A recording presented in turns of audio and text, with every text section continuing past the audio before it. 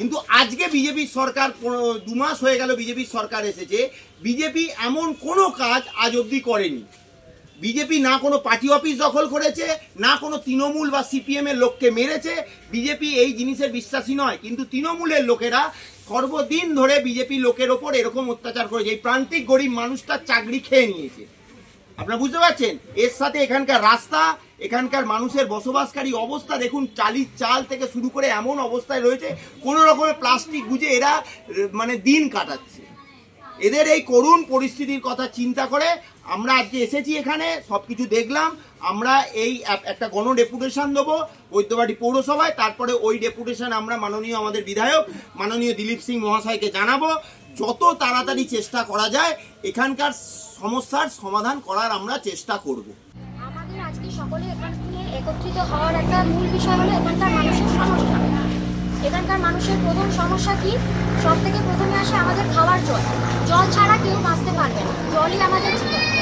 এখানে খাওয়ার যে জল আসে সেটা নর্দমার পাশ দিয়ে জলটা আসে, সেই জলটা পর্যন্ত আমরা খাই, কিন্তু সেই জলটা পর্যন্ত কোনো স্বচ্ছভাবে আসে না। কলের পাইপ, দীর্ঘদিনের কলের পাইপ পাল্টানোর কোনো সুবিবেচনা করছেন না পৌরসভা থেকে। বারবার বলা সত্ত্বেও ওনারা কোনো রেসপন্স দিচ্ছেন না। এখানকার আমরা যারা স্থানীয় বাসিন্দা আছি, আমরা 10 টাকা 5 টাকা 20 টাকা প্রত্যেকটা বাড়ি থেকে বের করে প্রত্যেকবার আমরা কল সারাবো। কেন? আমরা তো পৌরসভার আন্ডারে বাসিন্দা, তাহলে আমাদের যা যাবতীয় সমস্যা এগুলো তো পৌরসভাকে দেখা উচিত, কিন্তু ওগুলো ওনারা দেখেন না। আরেকটা বড় সমস্যা হচ্ছে কি, এখানে আমরা মিনিমাম 250 ভোটার আছি, প্রত্যেকটা ভোটারের দাম আছে, প্রত্যেকটা জায়গায় উন্নতি হচ্ছে, আমাদের জায়গায় উন্নতি হচ্ছে না কেন? সম্মান ইজ্জত নেই কিছু।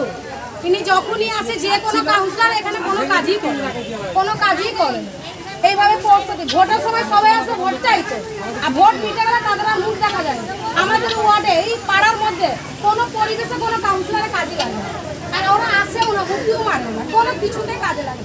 আমফানি ঝড় যখন এলো তখন আমাদেরকে একবার হুকি মারতে আসে না, তখন আমাদের বিজেপি লোক এসে চাল ডাল দিয়ে, কিন্তু ওনারা কেউ আসে বিজেপি লোকেরা এসেছিল চাল ডাল দিতে, তাই তো? হ্যাঁ, ওরা এসেছিল, তখন আমাদের কেউ হুকি মারতো না।